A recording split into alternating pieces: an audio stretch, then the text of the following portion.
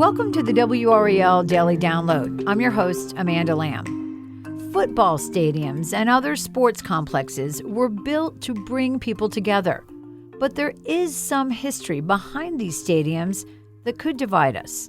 Our most recent WRAL documentary, Ghosts in the Stadium, is the story of 4 iconic stadiums in the Carolinas and their links to the painful history of race relations in the United States.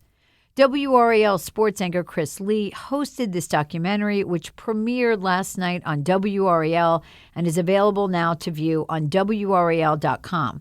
Chris, welcome to the program. Thank you for having me.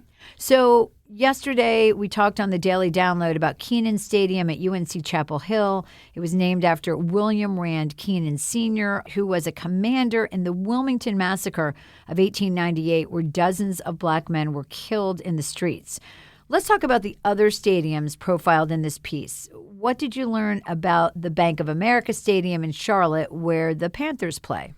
Yeah, so one day when I was at my former job in the Triad area and I was covering a Panthers game and I was leaving, I ended up seeing a placard in front of it, a historical marker that said this is the old site of the former Good Samaritan Hospital there, which is the segregated hospital in Charlotte.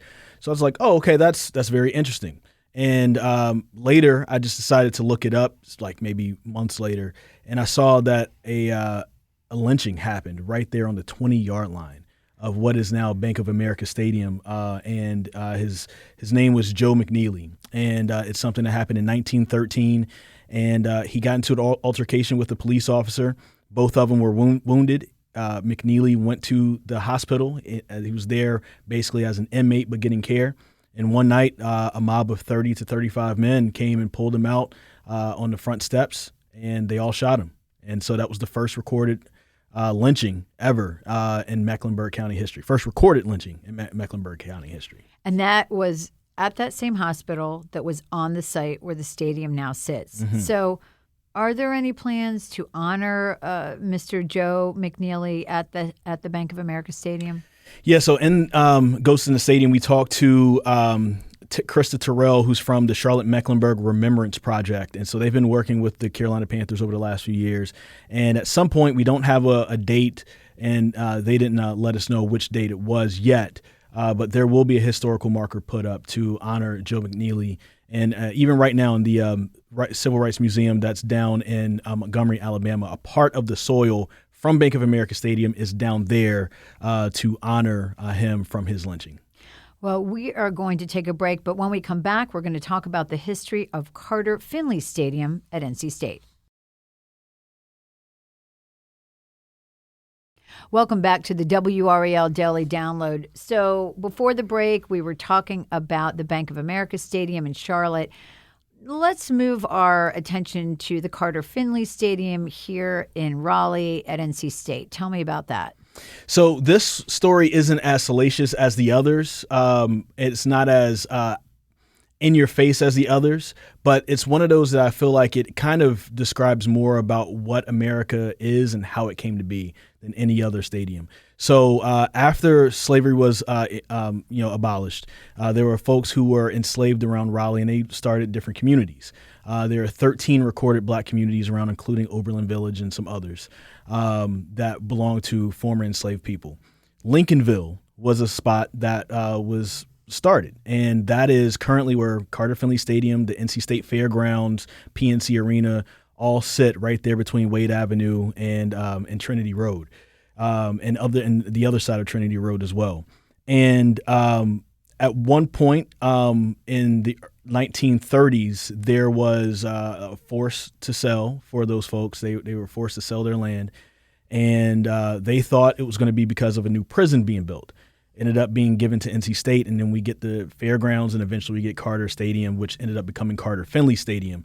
And of course, everything else that's at that complex today. And so even right now, there are still graves that are right there that people probably pass every time they go there and don't realize that's there between Carter Finley Stadium and PNC Arena. It's like it's built on the shoulders of that community, It's really. built on the shoulders of that community. And if you look at a lot of the history of America, there were a lot of places where, we come together that belong to black communities, but it was taken from them somehow or another. Central Park in New York, And same idea here, Lincolnville, where Carter Finley Stadium is. And so those folks were forced to move to the southeast part of Raleigh. And so that's how we currently get our makeup of what Raleigh looks like today. That's really fascinating. I know you also profiled Memorial Stadium at Clemson University. What happened there?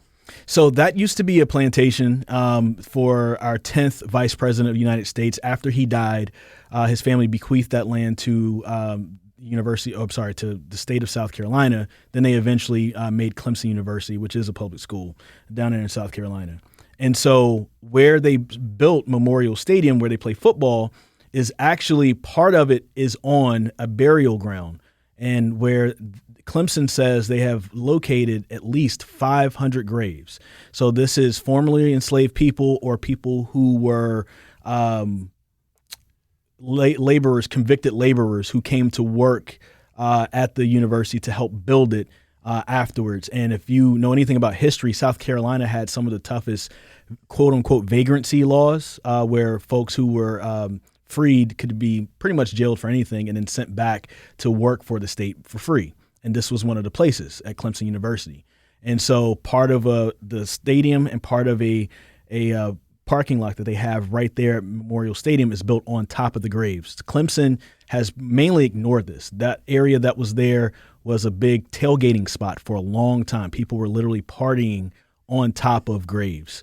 And that's what makes this site really different. And that's what makes it different because of that. But another reason why it makes it different is Clemson acknowledged it for the first time in 2021 that it was there, and they're doing something about it.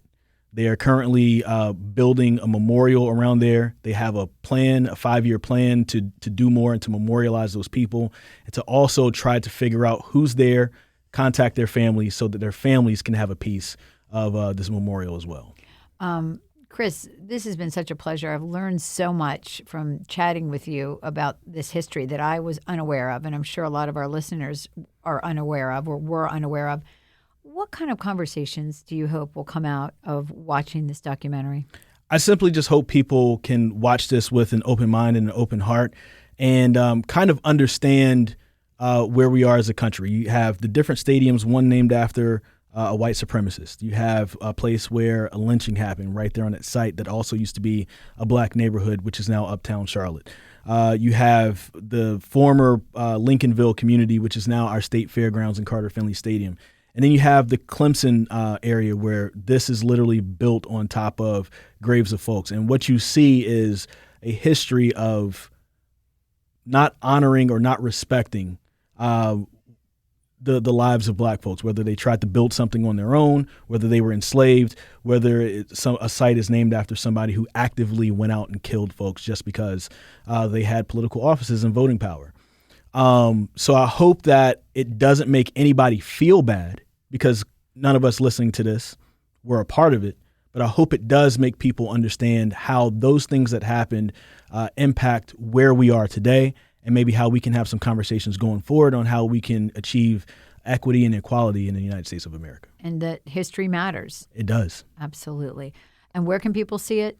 You can watch this on WRAL.com, the WRAL app, or you can also go to YouTube, and it's there on the WRAL channel. I hope everybody enjoys it and watch it a few times, and also do your own research and learn some of the things that we couldn't fit into the doc. Absolutely. Thank you so much for explaining all this and for your insight and your heart that you put into this project. This has been the WRAL Daily Download, a production of WRAL News. Check out my new true crime podcast from WRAL Studios, The Killing Month, August 1978. Details the investigation into the serial murders carried out by a band of outlaw brothers in Pennsylvania. Episodes 1 through 3 are available now. Find the show wherever you get your podcasts.